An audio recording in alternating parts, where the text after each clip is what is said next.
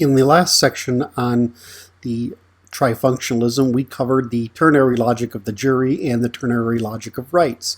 Next, we're going to cover the ternary logic of government, or where government means the production of commons, or the organization of the production of commons.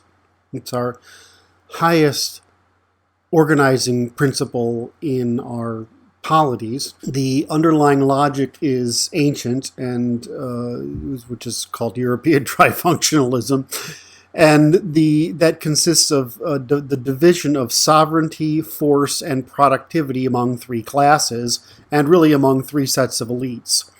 So we have what's called, interesting, not authority, but sovereignty. In other words, the difference is who's providing decidability. The decider of last resort. The group that's sovereign, meaning in our case, there's the supernatural that we think of as the priesthood, and the normal or the real, which we consider the judiciary, the material. The shamans are unpredictable or magical and supernatural, and they generally relied on what we think of as magic as much as that we thought of as religion.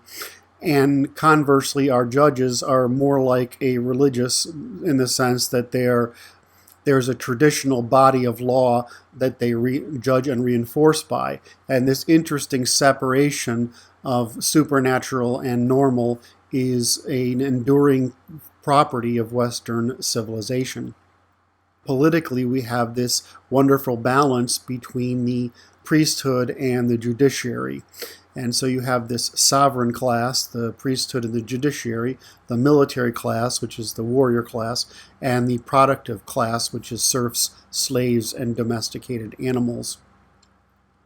And I'm intentionally repeating this idea of serf, slave, domesticated animal, because I want to make sure we understand that's how they thought of people like domesticated animals, unless they were loyal and competent enough to make and self-sustaining enough that they weren't a greater risk without somebody to manage them than they were with someone to manage them. Did I say yes? You're going to see as I go through this, these properties move around a bit.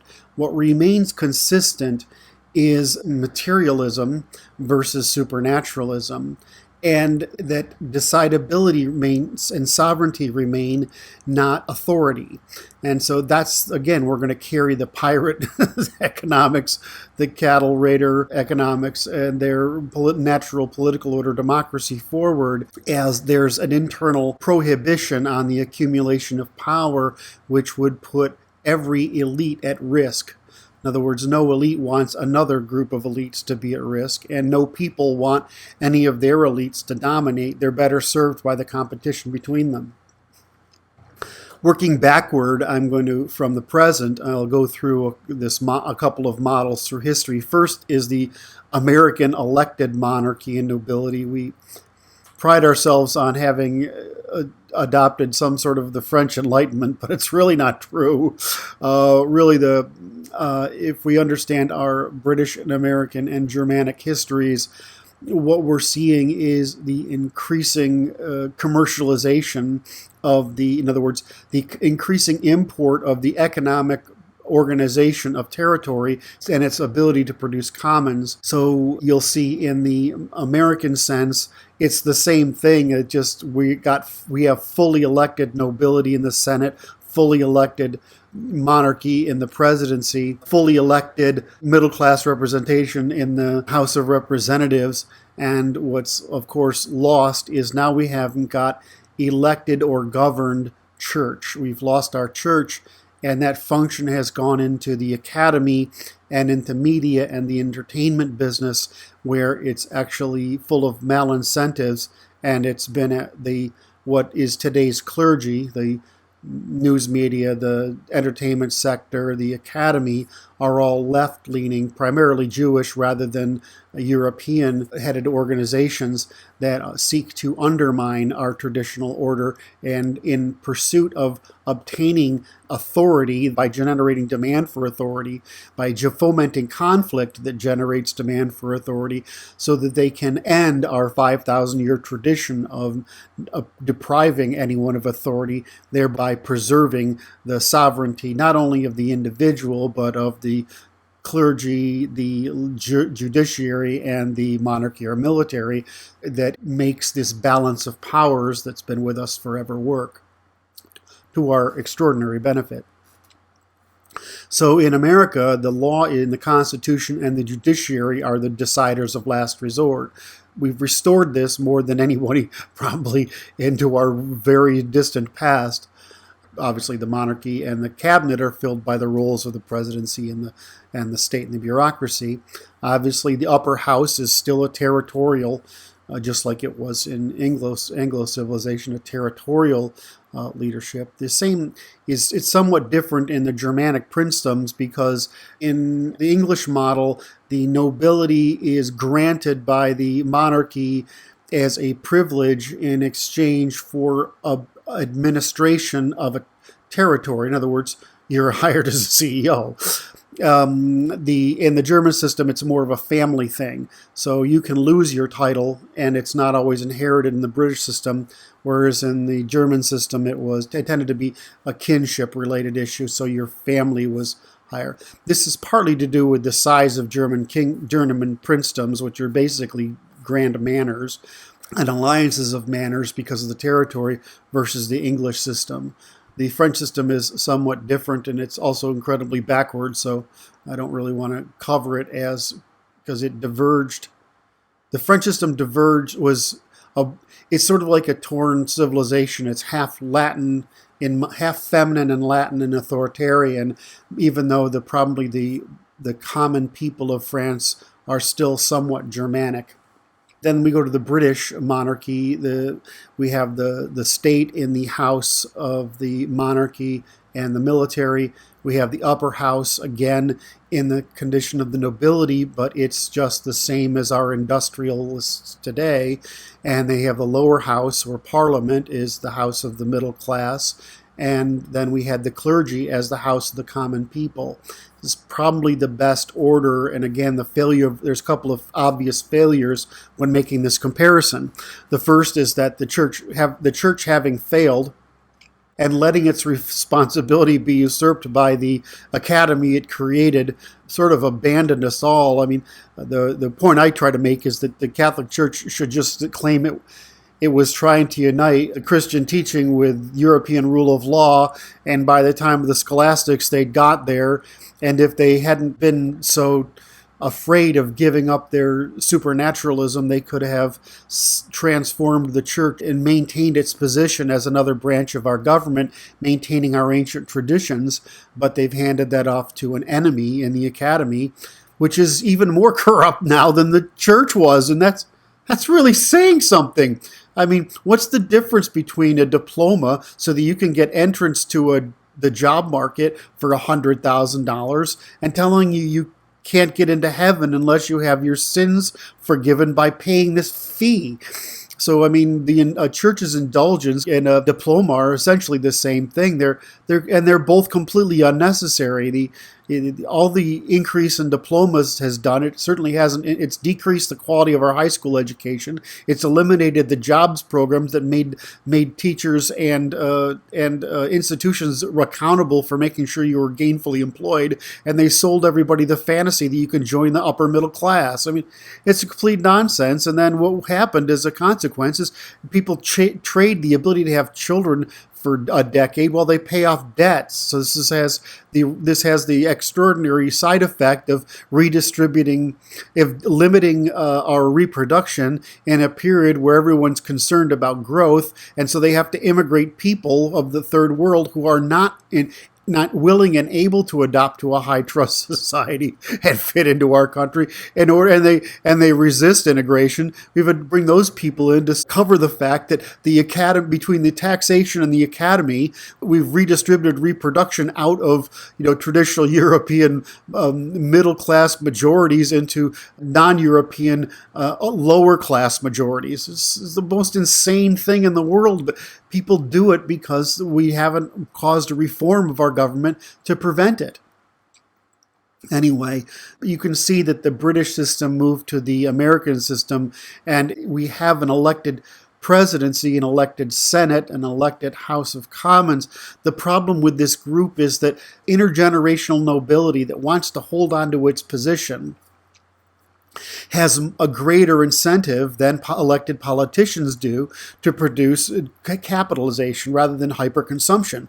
So the natural effect of elected representatives at all our levels is a tragedy of the commons. In other words, Hans Hoppe was right. Democracy is the god that failed, and it failed for the reasons he explained, which is that the incentives are to hyperconsume all accumulated capital, which is all we're doing. We've certainly, I'm not going to go into that rant right now, but we've done nothing but spend down accumulated genetic, cultural, institutional, and territorial capital in favor of consumption, just so that we can delay productivity until your late 20s and get you out of the workplace in your 60s. This is the worst possible set of circumstances that any civilization can do. It's not like it's not like the world got to the point where we had infinite wealth and infinite prosperity. Those are just windfalls that happen because we made a couple of technological leaps at an opportune period of time. At the greatest scale, we're not the only reason we're better off than our ancestors is that we discovered how to burn these things called petrochemicals so that we can heat up the atmosphere. It's just, it's just a capture of energy, and that's what human life is, the evolutionary increase and the capture and transformation of energy for our benefit. And we found a great energy source, and hopefully we think of another one other than nuclear before we run out of this one. Anyway, so that's my rant, my sidebar. I'll go back to the continuing our understanding of the ternary logic of government by using the French model or the continental model, which is, again, the clergy for administration, the nobility for fighting, and the freemen for producing. And again, under the freemen in all these models is our peasants, serfs, slaves, and domesticated animals. The same thing had happened in India. They had the Brahmins or priests, they had the warriors and the military, and they had the agriculturalists and cattle rearers and traders, what we think of as the middle class. And again, they had peasants, serfs, or which they were treated somewhat as domesticated animals. This goes back to our very origin, which is two sets of priests, the unpredictable supernatural. Again, they're more like magicians, supernatural, and it's more magical because we're more material than other cultures. And the judges, who are formal and worldly and deal with property issues. You have the warriors, who do the fighting, and the freemen, who do the producing. And again, we have slaves and domesticated animals. But again, if I can't reinforce enough that this ternary logic forms a market between the classes and between the elites that competes for power with each other, and the power is obtained by winning the attention and gains of the producing classes who have to exist in our world because that's the militia. We haven't been able to form the same kind of armies like the River Valley civilizations have, and because they have, I won't go into it, because of their means of production that tolerates it so much more. So the only last point I want to make is that all these properties seem to rotate in this nice little triangle. We maintain this idea of sovereignty over time with the judiciary and the law currently constraining our government, and the monarchy is outside the law in its right and its rights and responsibilities to restore the law as our judge of last resort. In other words, the monarchy has the power under Elizabeth, which is the highest form of of monarch we've reached so far, which is the ability to restore law. In other words, to cast out parliament, to call in the military, to do whatever is necessary if the government gets out of hand. And that's what we're sort of looking for, is not a via positiva monarchy, even though if we look at history, monarchies are far better at managing than democracies are. What you want is a monarchy that it doesn't have to do much other than say, okay, that's enough, and maintain the ability for people to petition the monarch for grievances against the government. How today do we petition the government for grievances?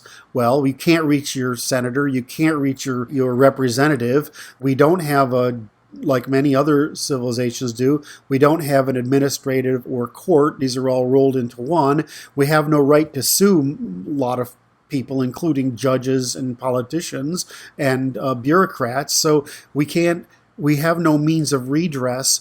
If you can't go to the nobility, if you can't go to the monarchy, your country's too big. When I bring up monarchy, I usually get the idiot out of the woodwork. You're just demand. No, I'm not saying that demand authority. I'm saying under rule of law, the monarchy has the power to override the government and therefore restore law. I mean, that's all it is, and it's the optimum government possible. We've made a mistake here in that Washington made his first mistake. He should have taken the monarchy instead of the presidency. They offered it to him, and if he'd taken it, maybe we'd have had fewer issues. And even still, if we'd been lucky enough to have transatlantic communication 100 and some odd years earlier, we would have been able to stay under the monarchy. Because frankly, monarchies have better incentives than presidents. Nobility has better incentives than the Senate. Although honestly, if we elected the Senate for even longer periods of time and we had really strict constraints on who could belong to the Senate, in other words, they would have to be very accomplished people in the material world, then we might have a pretty high quality Senate, and it would matter less that our House of Representatives has lost the property qualification. What we really should do is, if we need a church that functions as the lowest house, return the House of Representatives to a house of the middle class, maintain the Senate, and put in a monarchy back in place, and fix the holes in our rule of law, and we'd restore the natural system of markets between the classes that has been this reason for so much of our adaptive success in history. All right. That's the group strategy of the European people and our ternary logic of government by our production of commons.